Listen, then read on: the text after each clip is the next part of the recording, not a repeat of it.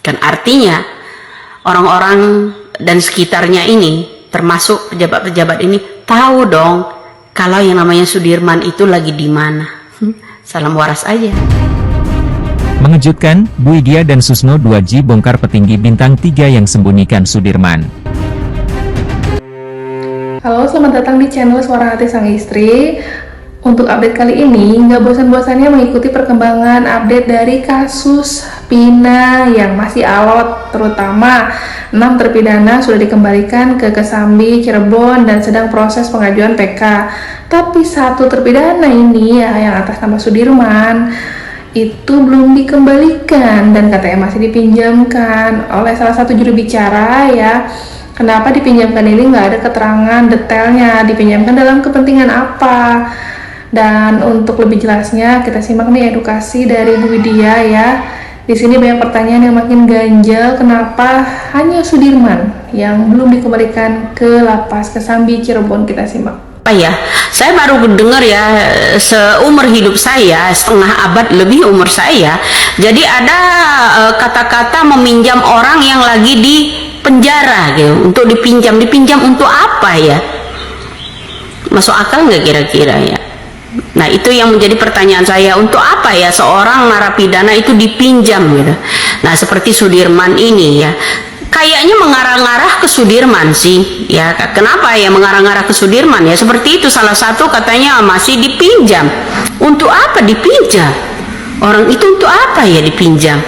Itu yang saya tanyakan. Untuk apa ya orang itu ya, narapidana itu dipinjam gitu ya? Baru kali ini kan ada ya kan, orang penjara sebagai tersangka tapi dipinjam, menghilang dari yang namanya lapas, terus kemudian ada klarifikasi dipinjam gitu. Baru kali ini loh saya dengar kata-kata seperti itu. Seperti itu, bro.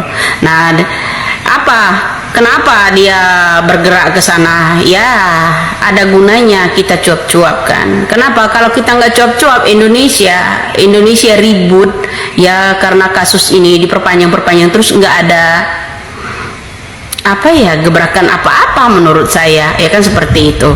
Nah, kenapa banyak orang yang tidak menginginkan kita yang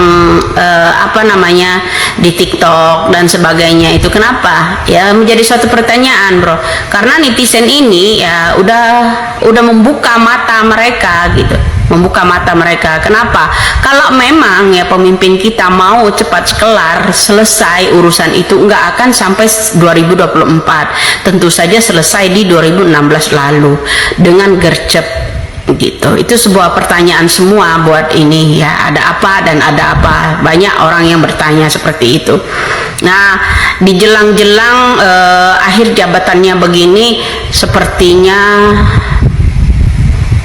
kalau kata saya pencitraan ya kan, pencitraan pula kata Fadlizon. Fadlizon tuh suka ngomongin pencitraan kan.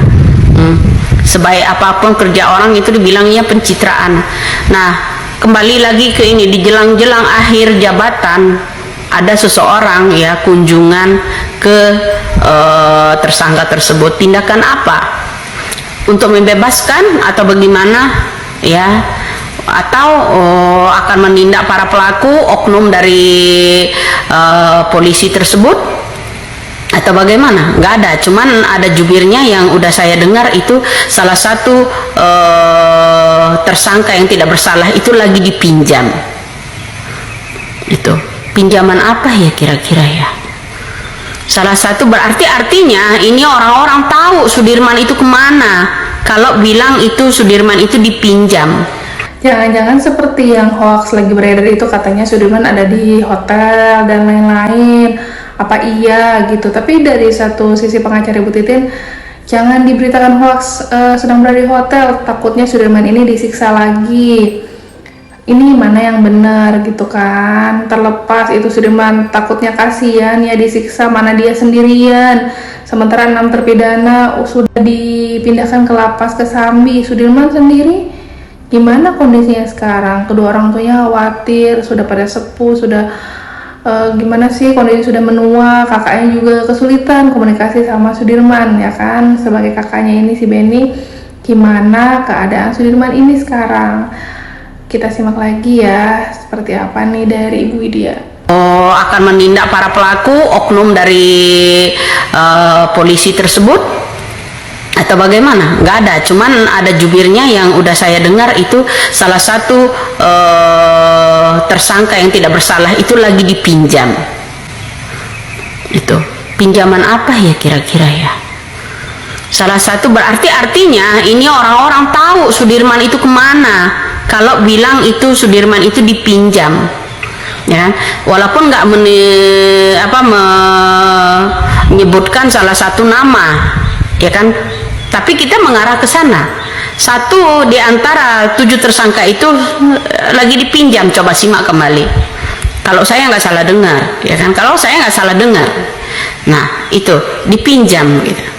Dia tidak menyebutkan nama, betul, tapi dipinjam. Artinya tahu dong orang-orang ini kalau dia itu dipinjam lagi ngapain dan ngapain. Itu suatu tanda kutip ya bagi orang-orang yang di sana kalau menurut saya. Monggo komen kalau menurut Anda bagaimana. Ada 7 tersangka yang tidak bersalah, salah satunya lagi dipinjam. Kan artinya orang-orang dan sekitarnya ini termasuk pejabat-pejabat ini tahu dong kalau yang namanya Sudirman itu lagi di mana. Salam waras aja. Aduh, jadi terkesima ini, menarik banget untuk disimak. Yang buat tambah ganjil lagi, Sudirman itu dipinjamkannya untuk kepentingan apa dan sekarang ada di mana? Ada yang bisa jawab gimana? Tanggapannya di komentar ya. Lanjut ke ini, kejanggalan berikutnya itu dari Susno 2J yang dari awal itu terus menyuarakan aktif ya membantu kasus ini sampai bisa jadi saksi kan, waktu itu datang ke Cirebon gitu, beliau memberanikan diri ke sana.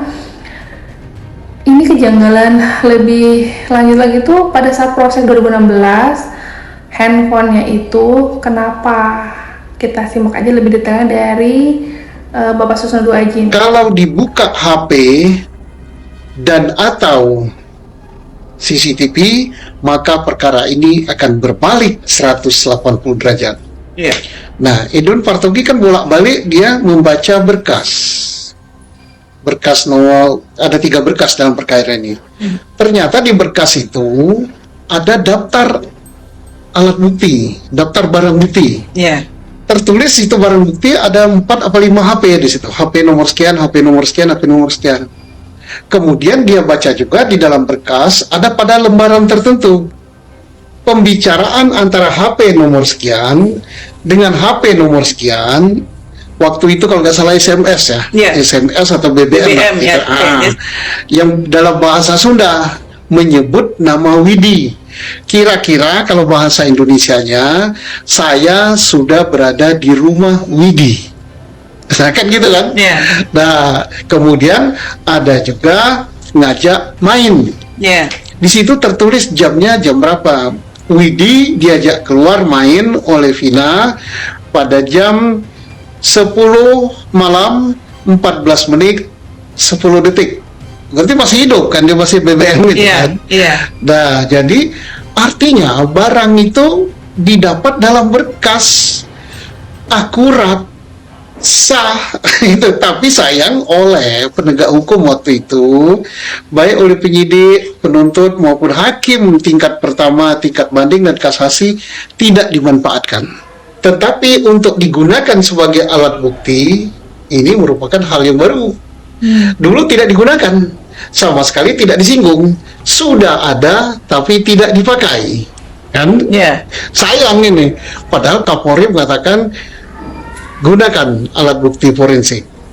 Ada di dalam berkas.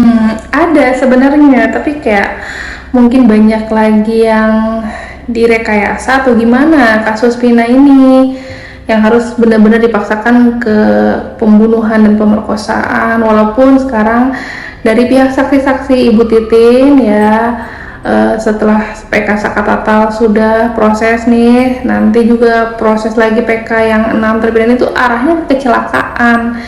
Gimana ke depannya ya, kita simak lagi. Didapatkannya secara sah, tapi tidak digunakan. Anehnya ada SMS yang itu tidak ada tapi dikarang, tapi digunakan untuk membuktikan unsur pembunuhan dengan berencana. SMS dari siapa? Saya katakan ngarang itu. SMS dari Andi. Andi ini DPO yang tidak tertangkap atau tidak tertangkap, atau DPO yang dinyatakan fiktif. Tapi kok ngirim SMS, tapi tidak tahu nomor teleponnya berapa kepada Sudirman. Sudirman sebarkan kepada Saka atau pada siapa yang mengatakan ada SMS dari Andi ngajak mencederai Eki. Tapi setelah dilihat SMS itu nggak ada, nomor HP itu nggak ada dan sebagainya. Ini ngarang. Jadi yang tidak ada dibuat, yang ada tidak digunakan. Istilah saya sudah ada di kantong penyidik, ada di kantongnya jaksa penuntut, ada di kantongnya hakim tingkat pertama, tingkat banding dan tingkat kasasi. Mudah-mudahan ini nanti kan sampai ke hakim tingkat PK kan. Mudah-mudahan ini digunakan. Ya inilah namanya novum. Gimana? Novumnya nanti itu bisa memperkuat kasus ini arahnya ke kecelakaan atau ke pembunuhan. Yang menarik lagi, akhirnya 6 terpidana sudah mengajukan PK, diproses oleh dibantu Jutek Bungsu ya. Kita lihat aja. Itu ya, beda majelis. Orang yang sama, peristiwa yang sama, tapi kesaksian yang satu putusannya memperkosa, yang satu meraba-raba. Iya, bagian tubuh tertentu. Kan lucu. Ya. Dan yang lebih anehnya lagi, Kang Deddy, yang kami soroti ya di dalam kekhilafan itu, pelaku utama kan 3 DPO itu, aktor intelektualnya, perencananya, yang mengancam dan sebagainya, tapi nggak pernah ketemu kan. Justru sekarang ini yang dianggap turut serta, yang apa namanya satu geng, dihukum maksimal semua. Sedangkan aktor utamanya nggak tahu nggak ketemu.